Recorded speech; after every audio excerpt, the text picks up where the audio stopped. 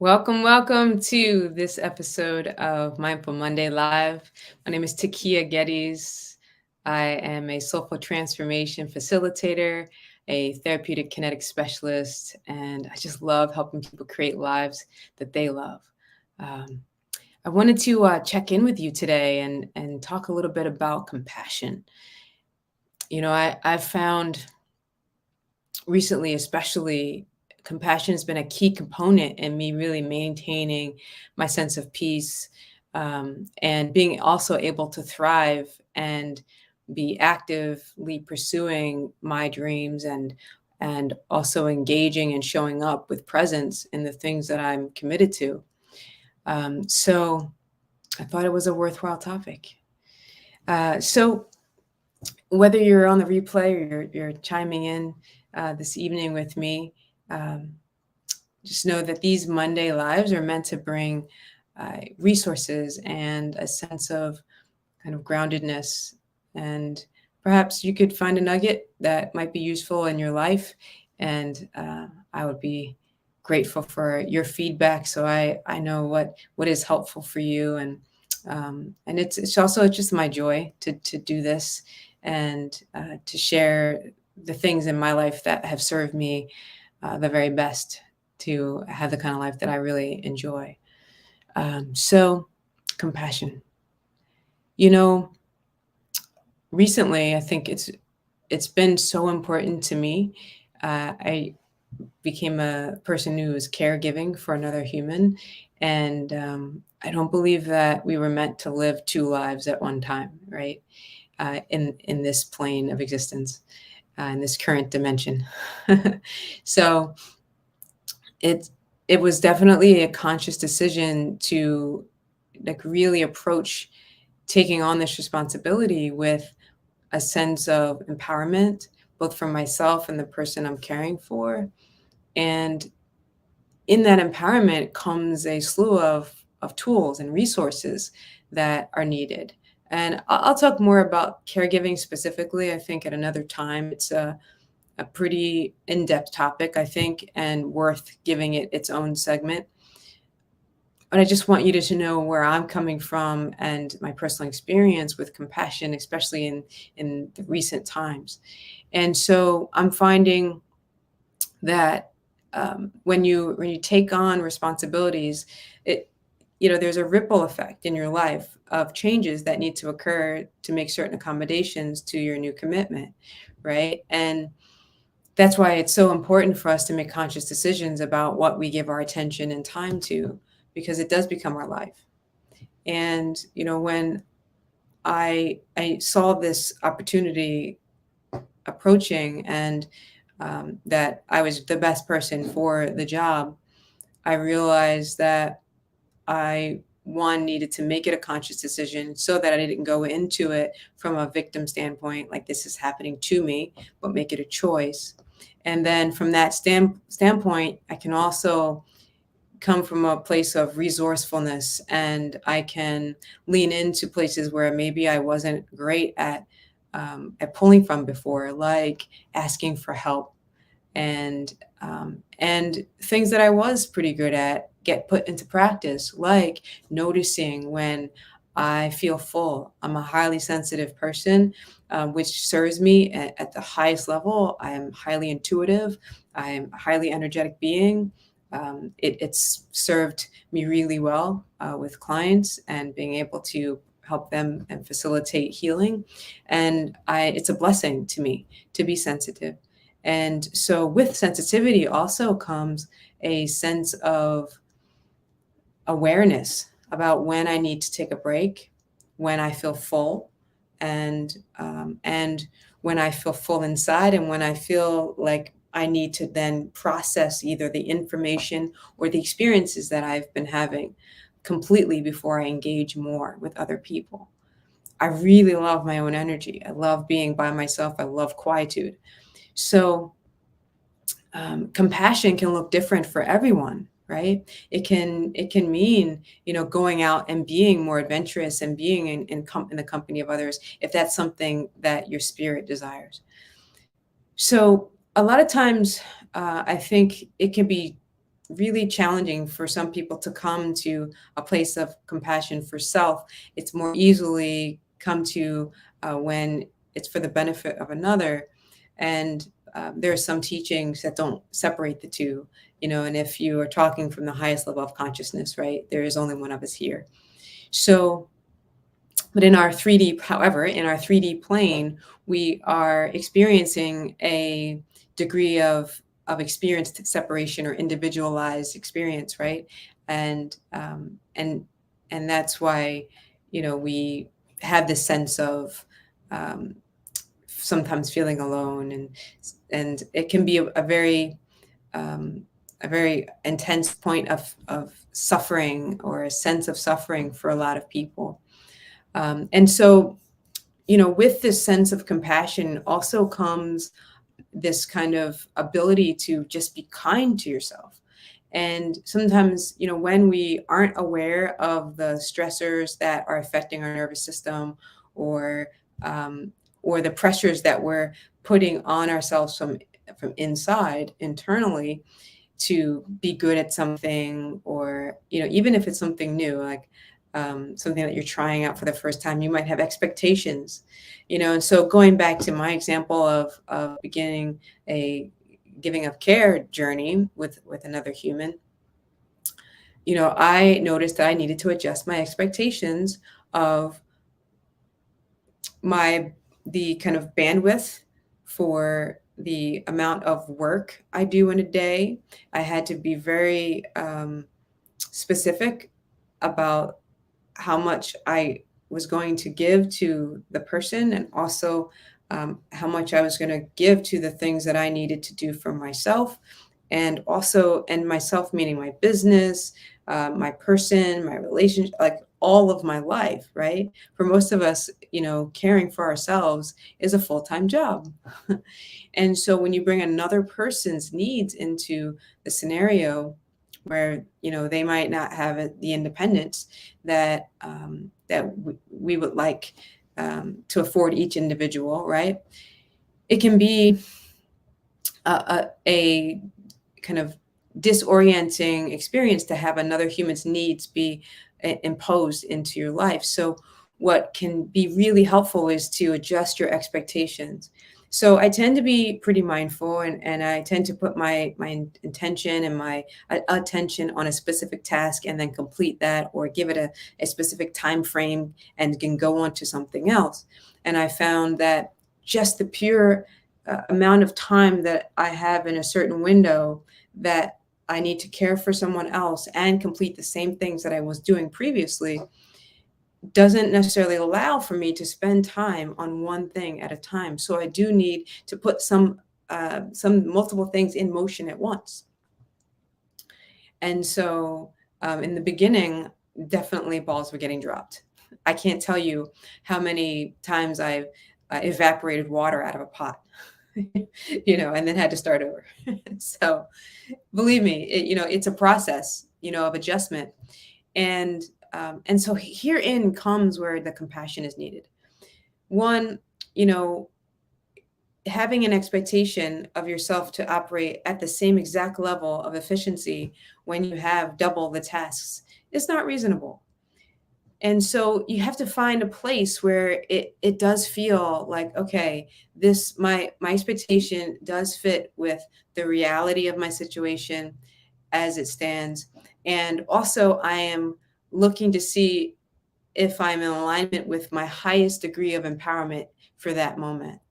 Because you can easily turn it into a spiraling vortex of victimization, or you can decide to just be empowered by choosing how much energy you expend in certain areas, right? So there's a certain amount of empowerment that comes from creating boundaries. And so, a good question to ask ourselves when we're really trying to kind of make this transition, that you might consider trying to have more compassion for self in this way, is to think about being your own best friend.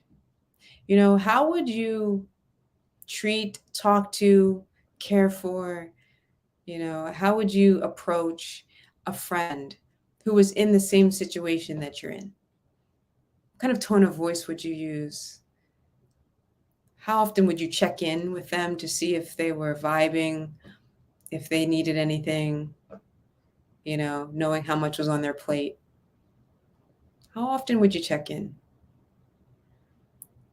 And so, what if that friend that needed your help was you?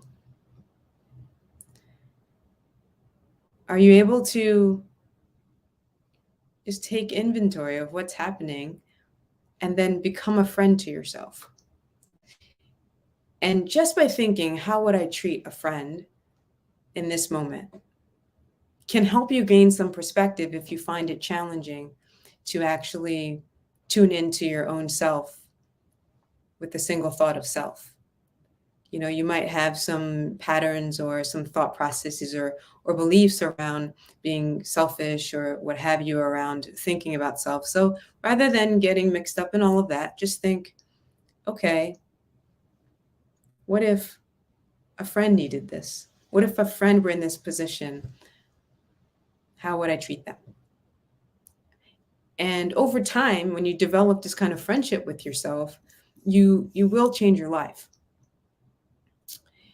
And so, I found that negative experience in our life, things that we perceive as negative, which often, if you give enough time and space to, you'll find that there's actually a nugget of gratitude that can be found in it. Because if you truly believe that everything that's happening is happening for your best interest, then you apply it all the time, not just when things are occurring that you favor, that you would have consciously chosen, right? If you always understand that we're getting exactly what we need, and even if that is information about how to grow, or what direction to go because we're afraid or we're having an experience, it's giving us an opportunity.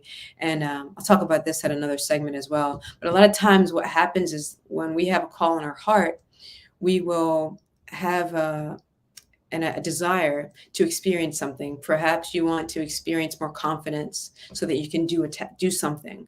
And what we'll get is not just an infusing of confidence from source. What we'll get is an opportunity to show up in our confidence. And that can often be a deterrent for people because they don't recognize it as an opportunity. They actually see it as another challenge. So let that one sink in because that's really, really important. It's been a game changer, for a lot of people to just really understand that our perspective can change our experience of a thing. And that when we ask for something, what we get is an opportunity to be it. And so this compassion that we can draw and raise up from the inside will become a buffer for some of the negative emotions and negative. I really believe that emotions are just emotions, right? They're things that we feel and they take about 90 seconds to process through our system, and they're not bad or good. They are what they are, and they may not feel good to us, as we judge them good or bad. And we might not desire to experience certain emotions often. But it's important to let ourselves feel everything we feel and then decide how we want to feel, right? Because when we only half process emotions, it can get wedged in our body. And that is something that we would like to not experience, right? To have thoughts solidify and densify in our flesh. And so, with this kind of idea of bringing this welling up of self-compassion, how does it look? Like, what would it look like? So it might be that you first just start with having thoughts, of your own worthiness, of just like I was saying earlier about being your best friend, about being a good friend to yourself. How would I show up for me now if I were my best friend? Or you can also ask, how would I like someone to show up for me right now? Like, what would I like for someone to do? What would bring ease to my situation right now? And then instead of waiting for someone else to bring that, you can actually give it to yourself. So what tends to happen is because it's such a high vibration act, compassion becomes this omnidirectional experience. You actually start to affect those around you, one by being witnessed, but also, when you have this kind of welling up from inside, you also find it easier to be compassionate for other people, and that can really serve the world, right? If we have others who are we're surrounded by others who, one, care for themselves, give compassion to themselves, and also extend that to each other. What kind of world would that create? One that I would definitely like. So, at first, compassion might be, a little bit challenging, and so the key is to approach things that we're looking to move toward with curiosity rather than judgment, right? Just be curious about it and how it's showing up and how you can show up versus making demands. And then bring your empowerment into it by making choices. Curious. And then once you kind of sense and feel how it is that you like it, then choose it. We are powerful creators, and it's important for us to bring that in, even with things like compassion that we may not think that we're able to cultivate. Know that you are a creator, and so if you choose it, then it can be so. And so a lot of times we think that compassion has to look a certain way. And so it might look like a more kind of yin experience where you are feeling, validating yourself or soothing yourself. And, sometimes that might just look like doing something that just feels good. Like sometimes we get so regimented in our scheduling of our time that we forget that inspiration comes when we're not so focused on trying to control all of the details, right? So when we give ourselves space to experience inspiration by just being in quietude or just choosing something that we love in that moment versus something we have to do or feel obligated to do, can mean an array and a cascade even of opportunities and experiences that you would have never had otherwise. So consider ways that you can, kind of bring more compassion into your life and the ways that it might look and feel good for you. Maybe it is just creating space on a Wednesday afternoon and going for a drive. One time I just stopped everything, put everything down, and I just said, I'm going to the movies. I just went. It wasn't on a schedule. I didn't, it wasn't planned. I just went, showed up, got a ticket, sat, enjoyed a movie I just really wanted to see. And I didn't even know I wanted to see it till I got there. Didn't even know it was playing. Right. But sometimes we get inspiration, or sometimes we'll even get an intuitive hit that, something is calling for us. And it might not actually register cognitively as something that's important, but something that shows up simply as a nudge for us to move in that direction. And it can actually lead to things that are magnificent. And there's attunement to, receiving, because we are antennas, right? We're constantly broadcasting and receiving. And so it can also look like protecting or motivating, when we bring more compassion to our lives. So, you know, another question you can ask yourself in any moment is, what would compassion do? If you need to make a decision about how to move, I often ask myself, what would love do? I also have, processes that I'll go inside and I'll ask and I'll get direct information. But also, you could simply ask, what would love do? Or what's the most compassionate thing I can do for myself right now?